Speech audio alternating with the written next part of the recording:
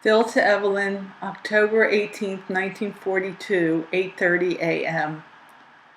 Dear sweet Phil, I was with you every minute of that long train ride.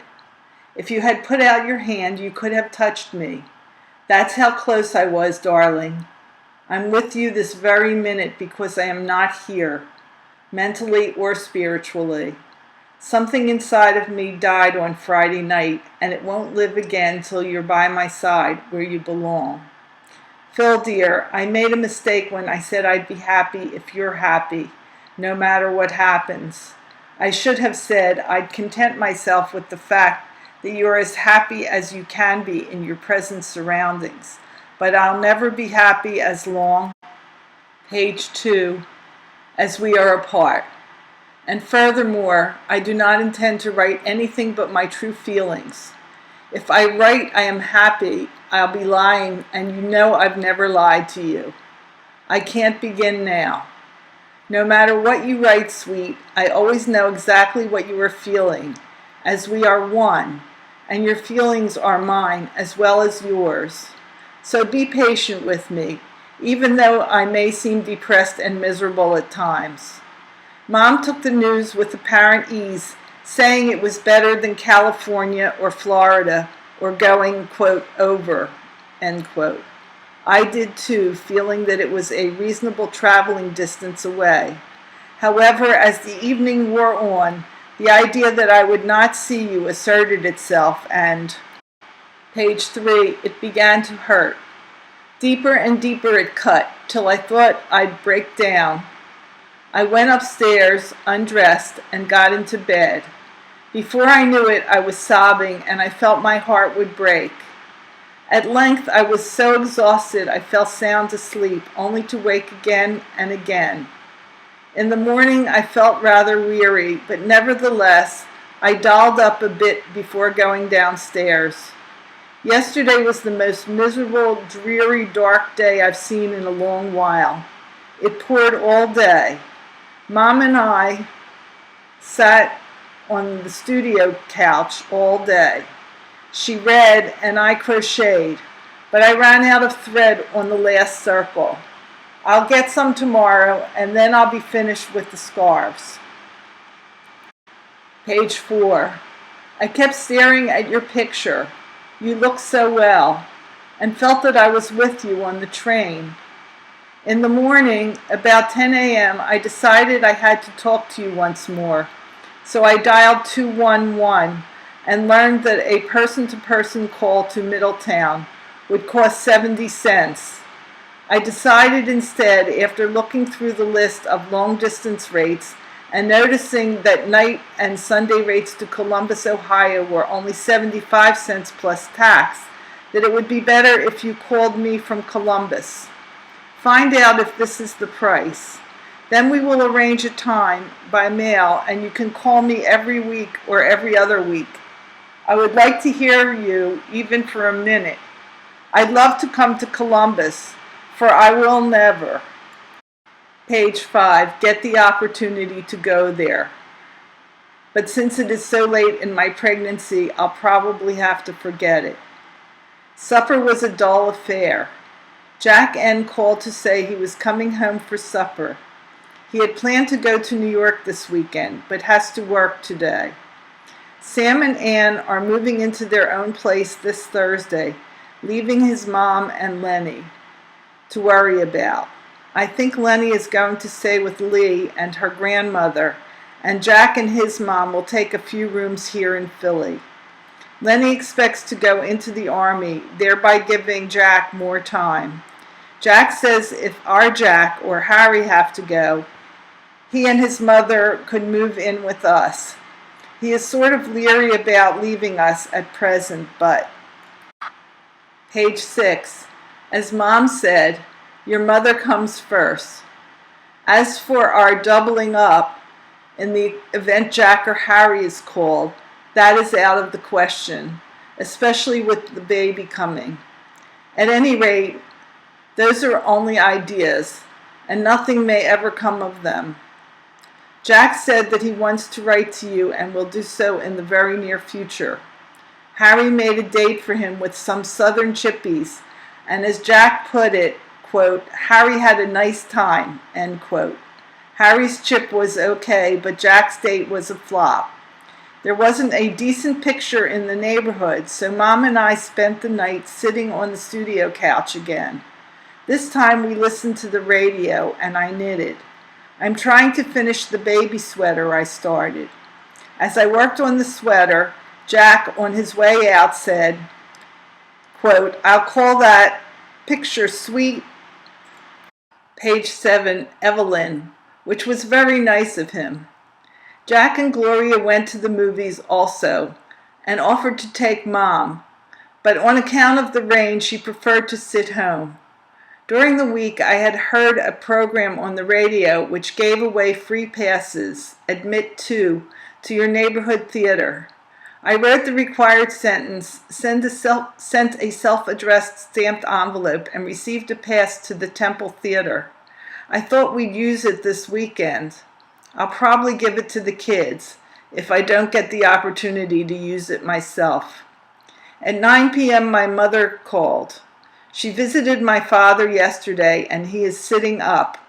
When he tried to stand, a muscle in his left leg began to pain and they had to bandage his left leg for, page 8, support.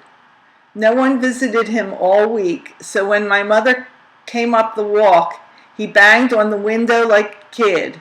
My mom said he was so glad to see her he could hardly talk. He is coming home sometime this week. He expected us to visit him today and was sorely disappointed to hear that you had been shipped. He said everyone in the ward raved about you, how well you looked, and what a lucky father-in-law he was. He wanted to introduce you this week, but no such luck. He can't wait till he goes home. That's how tired he is of the hospital. Tuesday will be a month he is there. It's costing $100. I'm glad that it's all over. Dottie called last night hoping we would join them. She was disappointed to hear, page 9, the news, and disappointed because you haven't written. I assured her you would. Tomorrow is her birthday, so write her a letter and send, quote, best wishes, end quote, in the meantime. Phil, you still haven't let me know if you wrote to Mr. Jocelyn. You must write within 60 days or it's no dice. Have you? And have you seen the army dentist about your temporary filling? Tante Shuge and Ethel have not been agreeing lately. Tante was ill all week and has been crying constantly. Mom, no less, has tried to console her, but to no avail. All in all, she's a pretty miserable woman. So is Tante Bosch. In fact, everyone is. That is, everyone directly affected by this war. Jack N. has promised, page 10, to make some pictures of me, the first night he has free, and I'll send the proofs along for your approval. Today the weather is nice for a change. After a whole week of rainy weather, a little sunshine and clear weather are sure appreciated. How is the weather there, honey? How was the trip? How do you feel? What are you doing? Are you going to attend school? I could ask a million more, but I'll give you a break and stop till you have answered these. Write or telephone and tell me everything that is happening. 3:15 p.m. Dr. Rosenzweig was just here to examine me. Everything is okay except that awful, page 11, pain in my chest. He claims that I'm not following my diet. So, no more cake. The pain becomes so strong at times that I feel faint. The left side of my tummy hurt when he touched it. He explained that the hands and feet were moving and are located there, causing the soreness. He said the position of the baby is perfect, and so is my blood pressure. He thinks our home is, quote, simply lovely, end quote, and couldn't get over the painted walls. About date of birth. All he said was about December 18th, 2 weeks before or maybe 2 weeks after. He told me to massage my tummy every night with cocoa butter or oil olive to prevent cracking or creasing of the skin. I now, page 12, have to see him every 2 weeks. The only disadvantage of a, quote, home examination, end quote, is that he could not learn my weight. Harry goes on night shift next month, so maybe he'll drive me out during the day. If not, the doc will come here. Edna called and wanted to know why you haven't written to Sam. He's very anxious to hear from you and had Edna call to find out what was wrong. So, you're in the doghouse again. Better catch up on your correspondence. After you write to me, sugar. The Chases and Wymans dropped Tanta here and went to South Street to shop. They'll return later in the day. Tanta seems better. Our penny box now has $4.25 with question mark still in the bank. Page 13. But question mark is gradually increasing too. Not bad, eh? Do you realize, sweetheart, that in this, my longest letter to date, I have not yet mentioned how much I love you, how sweet and good you are, how thoughtful you have been, how devoted, how helpful, how considerate, having made this life of mine worthwhile and such a heaven on earth. Since I have been so neglectful, and since you are so deserving, I want to say I adore you, sweetness, and I miss you more than words could say. The Chases and Wymans returned from their shopping tour. Mickey, Ray, and Ethel bought fur-trimmed dress coats, which are gorgeous, and gave me Benny's letter to read. It's so cute, and I got such a, page 14, kick out of it. I'm sending it along for you to read. Please send it back, as he requests that all his letters be saved. Mickey has an opportunity to work for Warner Brothers at $25 per week, $1 more than she's getting, 5 days per week in town, 2 free passes with each pay, 2 weeks' pay as bonus every 6 months, and a swell chance for advancement. She still doesn't know whether she should give up her present job. I'll advise you of further developments. Etta and Nat dropped in last night to inquire about you and asked me to send their very best regards. Lou Newsenholtz, Jack's jerky boyfriend, goes for his Army physical this Wednesday. As he says, quote, don't you think, page 15, I've stayed out of it long enough. I'm anxious to go anyway. There's nothing better than Army life, end quote. To which I replied, quote, nuts, end quote. I haven't forgotten 9 p.m., baby, and if you should feel something soft and warm, it will be my lips caressing and kissing you.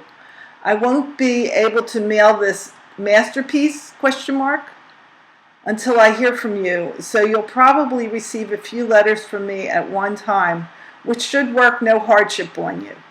I'm sending this letter by airmail and the others by ordinary mail to determine how long it takes for my mail to reach you. Let me know, will you, honey? It took lots of time to write this. Page 16.